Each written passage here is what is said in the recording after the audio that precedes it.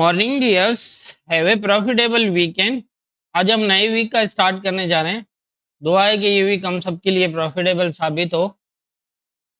पहले हम पिछले वीक जो फ्राइडे की एनालाइज थी उसको देख लेते हैं, उसके बाद देखेंगे कि आज के इम्पोर्टेंट जो लेवल्स हैं वो क्या होंगे। पिछले पिछले वीक जो क्लोजिंग डे था फ्राइडे, उस दिन हमने जब एनालाइज किया था तो 2320 के आसपास था, और मैंने यहाँ से दो चीजें बताई थी कि अगर तो ये इसको प्रॉपर टेस्ट करता है तो ये फिर नीचे आ जाएगा यहाँ तक तो है, लेकिन इसको ब्रेक के भी चांस होंगे और मजीद नीचे आ जाएगा। लेकिन अगर इसको शेडो ब्रेक भी कर देता है या फिर कोई क्लोज कर देता है तो फिर चांसेस होंगे यहाँ तक, और यहाँ तक आने के बाद ये दोबारा ट्राई करेगा सेम एरिया। अगर सेम को ब्रेक करता है तो यहाँ तक 2530 से 34 बहुत ही इंपॉर्टेंट एरिया होगा सेलिंग के लिए। अगर ये इससे ब्रेक ना हुआ तो फिर यहाँ से जो है वो इसके पास फर्स्ट टारगेट ये होगा, और सेकंड जो है वो ये भी है, लेकिन ज़्यादा चांसेस थे कि इस एरिया को देखेगा। और M15 का चार्ट आपके सामने है, जिस तरह की पोजीशन बनी। पहले इसने यहाँ पर शेडो लगाया, आपने देखा, और शेडो लगाने के बाद ये यहाँ से जो है वो मूव करता रहा लेवल के नीचे नीचे, और फिर यहाँ से दोबारा नीचे आया। नीचे आने के बाद इसने 2507-8 को टेस्ट किया। 7-8 को टेस्ट करने के बाद दोबारा ऊपर गया और 2529 तक, और 2529 से आया, ये जोन ब्रेक हुआ।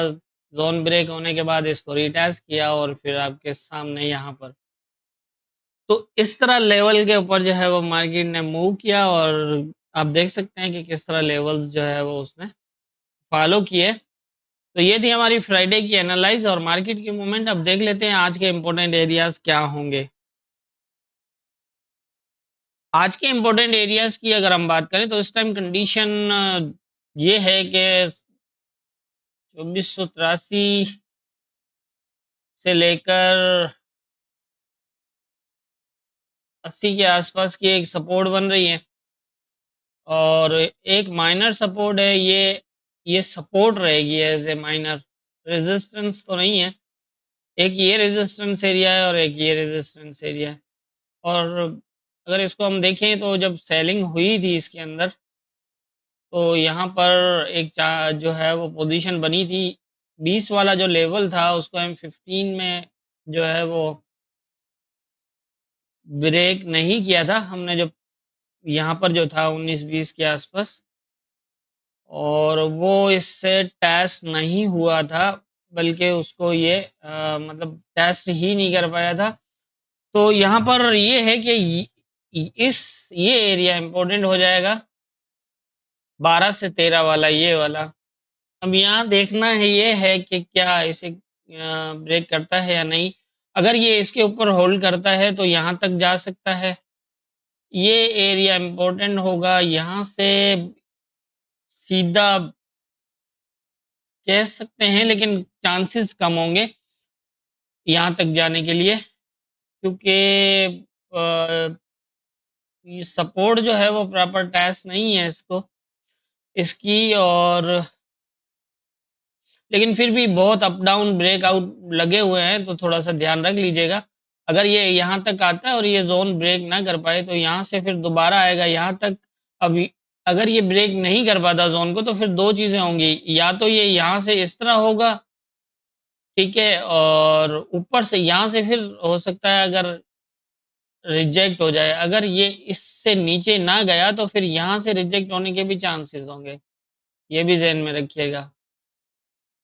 और अगर यहाँ से ये नीचे आ जाता है और यहाँ से सपोर्ट बना लेता है तो फिर जो है वो इस तरह की पोजीशन बन सकती है। और अगर 2483 से 89 जो एरिया है ये भी अगर ब्रेक कर जाता है तो फिर 2466 बहुत ही इम्पोर्टेंट एरिया, बहुत ज़्यादा इम्पोर्टेंट है, क्योंकि यहाँ की सपोर्ट जो है वो इसे एक अच्छा बुलिश सेटअप दे सकती है। तो इस तरह की पोजीशन है। फिलहाल मैंने 12-13 2512 से लेकर 13 का रेजिस्टेंस एरिया दिया है।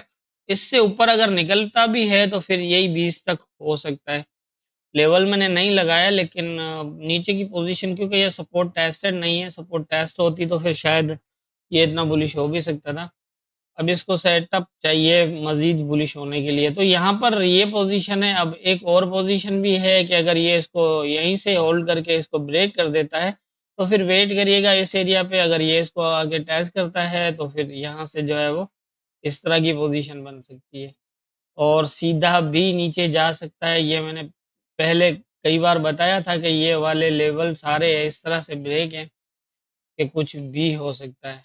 तो ये है कि आप कोई ज़रूरत नहीं है, थोड़ा-सा वेट करें, लेवल के ऊपर मार्केट आती है, स्टे करती है, सपोर्ट दिखाती है, तो आपके पास आसान है, आप अपनी एंट्री बना सकते हैं, कोई ऐसा इश्यू है ही नहीं। फ्राइडे को आपने देखा था, पिछले फ्राइडे की जो हमारी एनालिसिस थी, किस तरह लेवल्स के ऊपर मार्केट ने मूव किया था। तो इसी तरह से आप लेवल के ऊपर आए, जब आए तो उसको जैसे आप M15 को फॉलो कर रहे हैं तो आप M15 के क्लोज तक का वेट करें, 1 कैंडल 2 कैंडल, वो आपको काफी इंडिकेट कर देगा। अब देखिए ना यहाँ पर अगर ये यहाँ तक आया, इसने टेस्ट नहीं किया, लेकिन इसने 3 M15 के बुलिश क्लोज दे दिया। अब यहाँ पर ये तो कंफर्म हो गया कि चांसेस हैं कि ये ऊपर जाएगा, ठीक है। तो आपको अब ये थोड़ी है कि अगर आपने यहाँ से ट्रेड ली होती तो अच्छा है, कोई बात नहीं। यहाँ नहीं, ये 3 बुलिश क्लोज किए, उसके बाद ये यहाँ पर स्टे करने लग गया, एक सेल एक बाय एक सेल। तो यहाँ से बाय होने के बाद ये दोबारा कहाँ तक आया, ये देखें 2490 तक, और इसका लो कितना है 2485 86 तक, 85 तक। क्या हुआ, 50 पिप का यहाँ जो है वो हमारा जो है वो एंट्री लॉस है। लेकिन अब ये 50 पिप का एंट्री लॉस है, लेकिन कितनी कंफर्मेशन है अब आप देख लें। यहाँ से जो है वो आपके पास 40-50 पिप की जो 40-50 पिप जो है वो एज ए प्रॉफिट चल रहा है। तो इस तरह से वेट करें और लेवल को, मार्केट को जो है वो लेवल पे अपनी पोजीशन वाजे करने दें, कंफर्मेशन करने दें, उसके बाद जो है वो वहाँ से आप एंट्री ले सकते हैं। अब ऐसा होता है जैसे ये यहाँ हुआ है, लेवल टेस्ट नहीं किया और इस तरह की पोजीशन नहीं बनी हुई है, तो इस बेस पे हम यही सोच सकते हैं कि ये दोबारा यहाँ से आए या फिर यहाँ से आए, लेकिन यहाँ तक आने के फिर दोबारा चांसेस होंगे और यहाँ से भी ये नीचे आ सकता है क्योंकि ये ब्रेक तो है, ऊपर नीचे ऊपर नीचे। तो इसी हिसाब से जो है वो आप देख लीजिएगा। मेरे हिसाब से जितनी मेरी समझ है उसके हिसाब से मुझे आज के इम्पोर्टेंट एरियाज जो है वो यही लग रहे हैं। बाकी होना क्या है ये तो ऊपर वाला बेहतर जानता है, दुआ हमें याद रखिएगा।